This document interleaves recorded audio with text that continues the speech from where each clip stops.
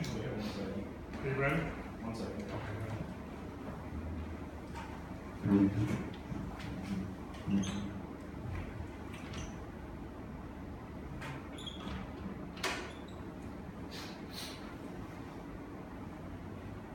Okay, you ready? Okay. So I have a statement that I'm going to read today as a follow-on to the statements that we've issued over the last several weeks concerning the computer disruption this summer, and then I'll open it up for questions. So we live in a time when modern communication and computing technology enriches our lives, gives us unprecedented access to information, and allow us to connect with others in ways unimaginable in the past. And yet, the same set of technologies, when used maliciously, has the power to cause harm in ways that even experts have trouble predicting. You don't have to be an expert to understand that no individual or organization on the planet is immune from these types of attacks these days. As has been widely reported in the national news media, state and local governments across the nation, including major cities such as Atlanta and Baltimore, along with some 23 cities and towns in Texas just in the last 2 weeks, have found themselves the object of a particular type of attack, namely those involving ransomware. Here in New Bedford, city government has been aware of the dramatic escalation in the threat environment and has been taking steps, some noticeable, others intentionally concealed, to strengthen our defenses. That said, cybersecurity experts regularly remind us that every computer network, however hardened, is always just one keyboard click away from allowing malicious code to slip past its defenses.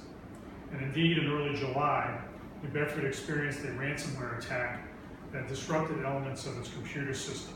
Since then, we have provided updates on the impact to city services and operations, but based on the advice of cybersecurity experts, we have refrained from providing specifics about the nature of the cyber attack.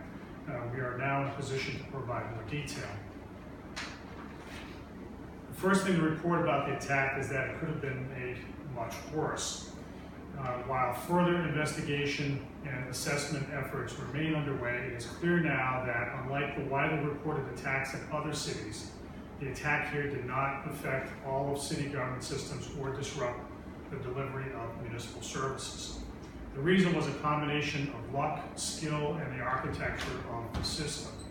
First, city government offices were closed for the July 4th holiday, so a large number of desktop workstations happened to be turned off around the same time the ransomware was attempting to spread itself across the network.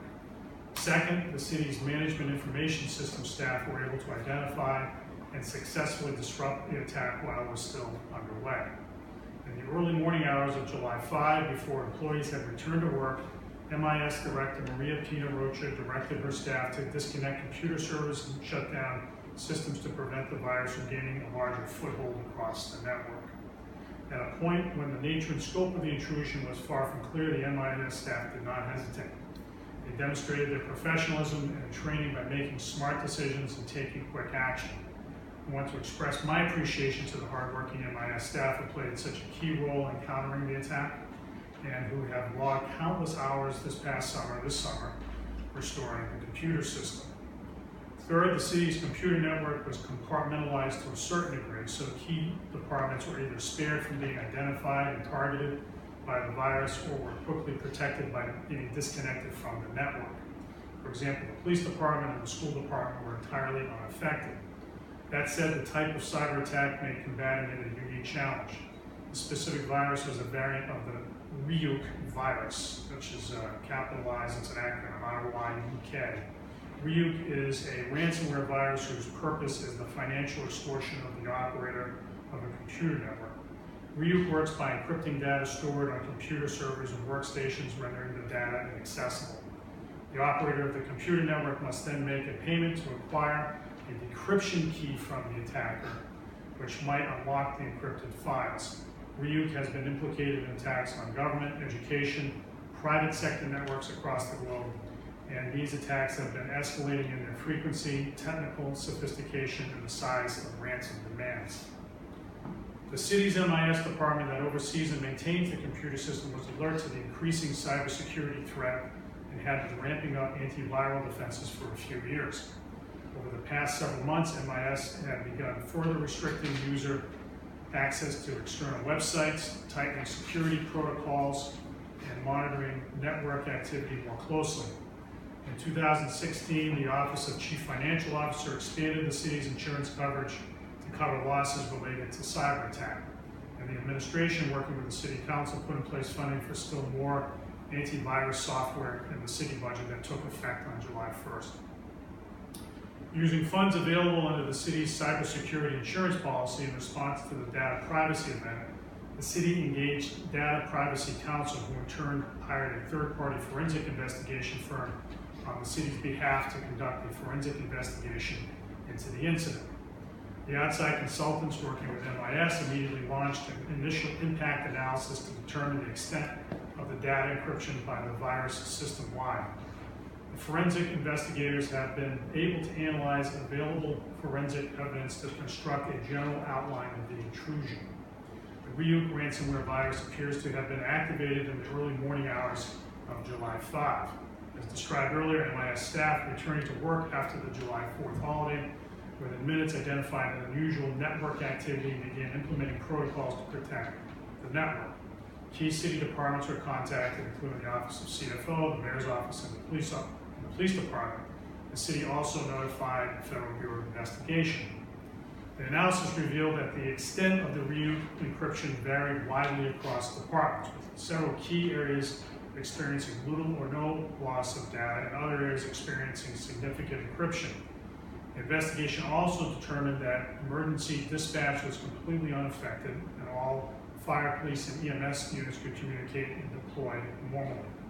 At no time did the cyber attack disrupt the ability of public safety departments to respond to calls for assistance.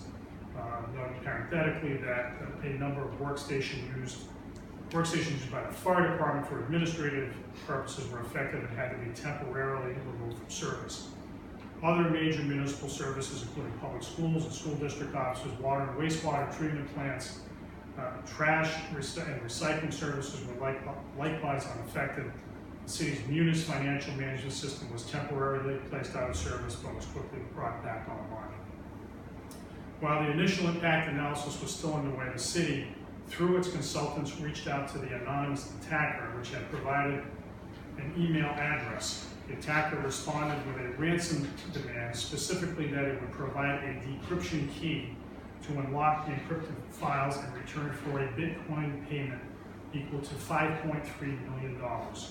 The city was thus faced with the question of whether the task of restoring the computer system without obtaining a decryption key might justify a response to the ransom demand.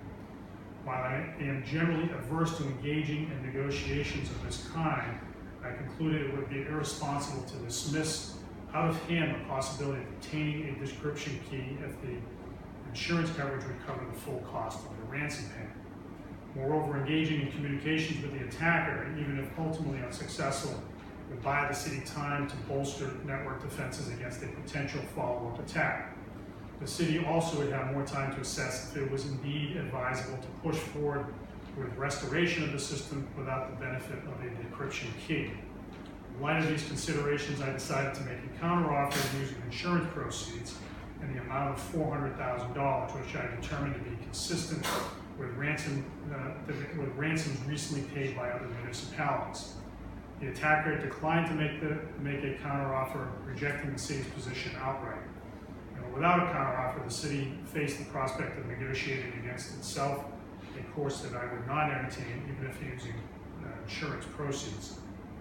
I can report that since then, the city has further enhanced its network security and restored impacted systems. The city has installed additional endpoint security software throughout its system. We've implemented additional security practices and protocols, and the city's cybersecurity firm is developing further recommendations. The MIS department has now completely rebuilt the server network, restored most software applications, and it has replaced all of the computer workstations that were found to be affected. The work of the MIS staff has done to restore workstations bears closer examination because it illustrates both the relatively limited success of the attackers and the strides that the MIS staff have made since the attack. Specifically, 3,532 computers and laptops are used by city employees daily across all departments. The number affected by the ransomware attack was 158, or 4% of that total. To reiterate, the attack may have been felt much more extensively had circumstances been different. That said, other aspects of the attack will require continued recovery time and effort. MIS and departmental staff have identified backup caches that can be used to repopulate hard drives and shared files. In instances where electronic data cannot be recovered, it is possible that field or archival data may be recollected and re-entered into affected information systems, with the city's cyber insurance policy being drawn on to finance this activity. The city intends to take a range of actions going forward. First, we will continue to restore our systems while keeping all essential services operating seamlessly. The delivery of those essential services has continued unabated since the attack, and we are going to make sure that those interacting with city government continue to receive the services they expect. That said, it is clear that there has been an internal impact on city government which will linger for some time. This will require everyone in city government to tap into reserves of patience and cooperation, as already has happened. Second, the city has decided to provide public legal notice and put in place appropriate supports related to any personal data exposure, regardless of whether it is legally required to do so. Every indication suggests that the attacker's objective was to lock up files and hold them for ransom for financial compensation, not to steal data. While the city remains unaware of any theft of data by the attackers, the encryption of certain log data prevents us from completely ruling out access to any specific personal data. Although not all of the log files were accessible to our forensic team, most of them were. And the log files they could examine did not show any evidence of transfer of personal data. Therefore, the city is acting out in an abundance of caution by providing legal notice concerning personal information. Third, we will continue to take measures to prevent an attack in the future. As noted, the city has been implementing additional security measures for a while now, but the reality is that municipalities, corporations, and even private individuals are in an arms race with cyber criminals who operate in far-flung places across the globe. Every advance in antiviral technology is affected until the criminals figure out how to get around it. We live in a world now that is so interconnected that simply pulling up the proverbial drawbridge is unrealistic. We will rely on the advice of our experts to guide us, but we must remain constantly vigilant and willing to devote the resources necessary to protect our system from a much more debilitating attack than the one we just experienced. I am committed to making sure the city will do just that. And again, I do want to thank all the work on behalf of the city by the MIS team, all the folks who are here in the room, Christine Katsouridis, John Costa from MIS, Ari Sky, Mikhail McDermott, Mello, and so many others who have been spending a great deal of time making sure everything is continuing. So with all that, let me open it up. I just want to boil this down because that was a lot of information. Number one, was any ransom paid? No. Number two, so is it safe to say that the city is attempting to recover all these encrypted files on its own completely? It is. And so how would you recover or reconstruct, right? So in other words, if you have something that remains, some of the encrypted files you can get into, some you can't. In certain instances, the city has taken efforts through backup servers, through email, through other sources to put them back together. And how would you characterize the progress so far? We've made tremendous progress. It's still, there's still some of that going on now, but we haven't seen any interruption in municipal services at all, thank God. And we're at a point now where things are starting to get more operational than they were, but it's still going to take time. And we have a very large computer system, vast computer network in city government, and it just takes time to pull it all back together. And I've heard instances of other municipalities, one in particular, but I can't remember where, that decided we're not going to pay the ransom, we're going to do it ourselves, but it was like 10 times what the ransom would have been. What's the cost of this in the case relative? of Atlanta rejected a $50,000 ransom and ended up spending $18 million in pulling it back together. We have procured services to facilitate the reconstruction of and the reconstitution of our servers and to get everything back up to speed. The services that we have procured will all be covered by our insurance policy, the one that I noted. Going forward, the city will have to devote more resources to things like MIS staffing and some antiviral software and other things. Not huge money, but as I said, we're in an arms race, and if this didn't happen to us, it'd still be wise for us to make those investments. But so you think it's wise, essentially, if possible, to not pay the ransom, to send a message to the people wanting ransom, things like that? In general, you don't want to do it if you think that. So, what convinced me that it was worthwhile to put at least a number on the table were two things. One, that we were going to be using insurance proceeds, so ransom payments under at least our policy and those of many municipalities are covered. So we would have been using not taxpayer dollars, but insurance proceeds. And secondly, even if it didn't result in an agreement, at least we would have bought ourselves some more time to put up other defenses while the attackers were mulling it over. I mean, if you had to pay the original demand, could New Bedford have afforded it, and what would they have had to do that? We weren't going to pay that. It was just we were going to pay the original demand. So we found a number that was, we picked a number that was consistent with the ransom demands that were made by, I think it was a couple of communities in Florida not too long ago. And again, I emphasized using insurance proceeds. I was not going to entertain the payment of ransom using public dollars. And I'm just, for my education, MIS, what does that stand for? Management Information Systems. Okay, like an IT department? Is that Services, excuse me, Management Information Services. Okay.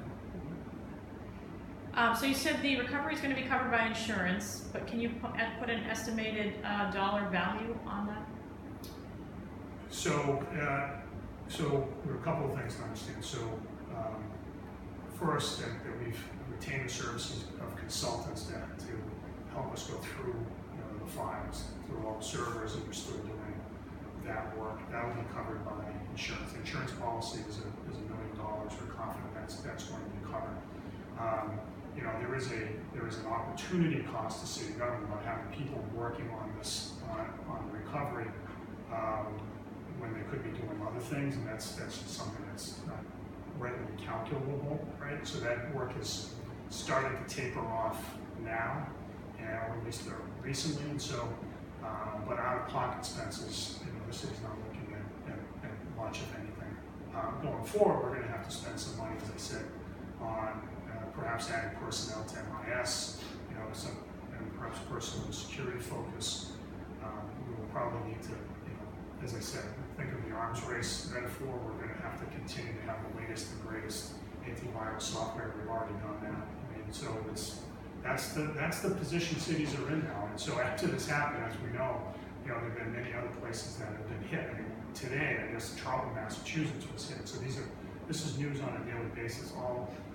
Virtually every newspaper in the country has been writing about this stuff, and it's going to continue to happen.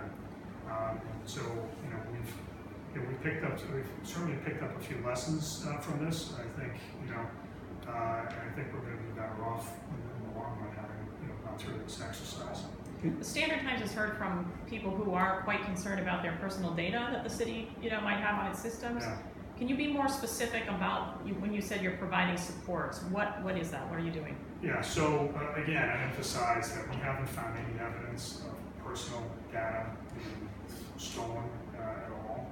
So just to give you a sense of it, we've had, so ordinarily the ransomware attacks are not about theft, they're about locking up data, right? It's freezing things, not actually exfiltrating information. So that's so just as a starting point. Secondly, we had the consultants, the forensic consultants, asked to look at the log files of 11 servers that were that potentially contained sensitive personal identifying information. So of those 11 servers, they were able to, of those 11, the log files of 7 were unencrypted. And they went through all that and found no evidence of exfiltration of data, right? The other 4 they couldn't get into remain encrypted. So we don't see any actual evidence of personal data being missing, but because it's such a big network, because it's, people are concerned for the very reason that people are actually calling about that. We haven't received too many calls about it, if any, but I can imagine people calling the newspaper and doing that. And so we want to at least be forward-leaning and say, look, if you're concerned, we'll give you, we're going to make a public notice. You're going to have available credit monitoring services paid for by the city through its insurance policy, and so that'll be covered. People feel they need that. What do they do? Who do they call?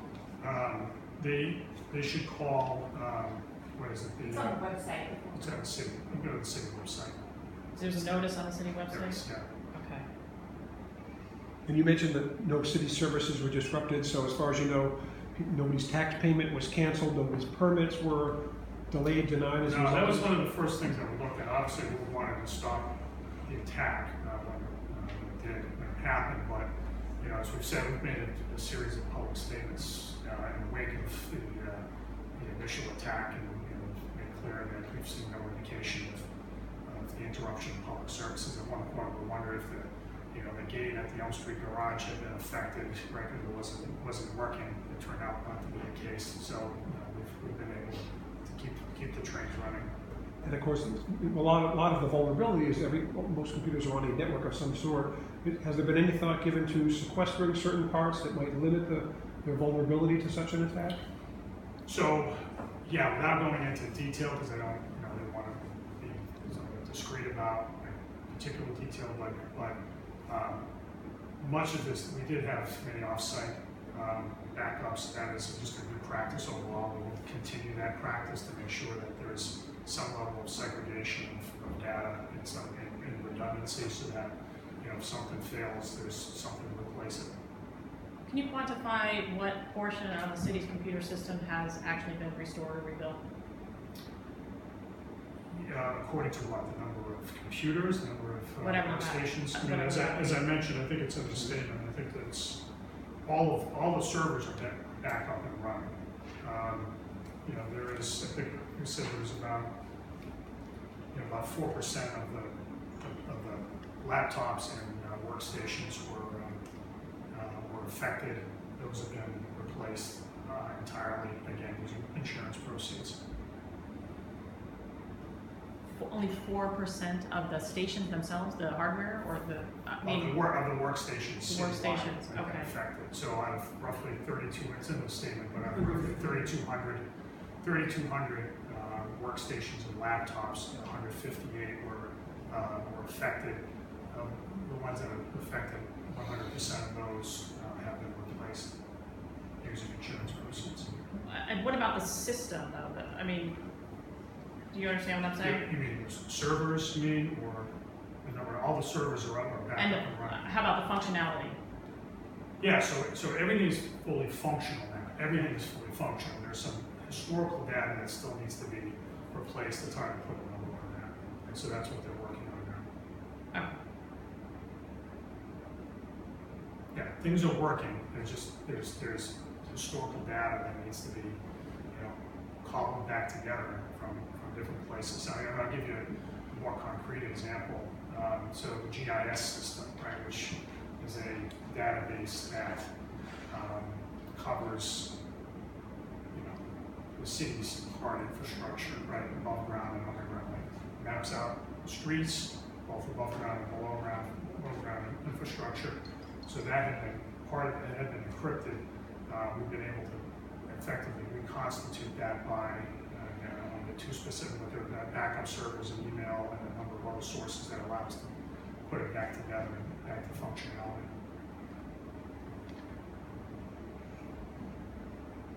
All right, again, I just want to thank everybody for their hard work. These things are unfortunate. I mean, we've seen these things play out all over the country, and you know, New Bedford, Massachusetts could have it a lot worse, and we're going to continue to make sure that we have the latest and greatest antiviral technology protocols and all the other protections that we need to, you know, to avoid these problems in the future. So. I do have, I'm sorry, one follow-up based on what you just said. Have you guys been talking to any other municipalities, or have they been inquiring with you, hey, what happened, what can we do to harden our system, any of that kind of thing going on? So, I don't know, I mean, have we gotten, I don't think so.